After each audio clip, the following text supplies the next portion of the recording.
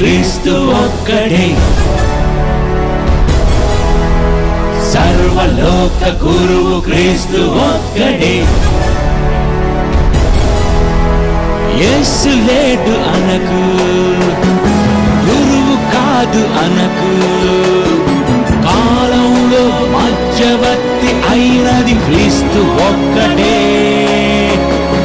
యేసు లేడు అనకు, గురువు కాదు అనకు, కాలంలో మధ్యవర్తి క్రీస్తు అని తెలుసుకో నీవు.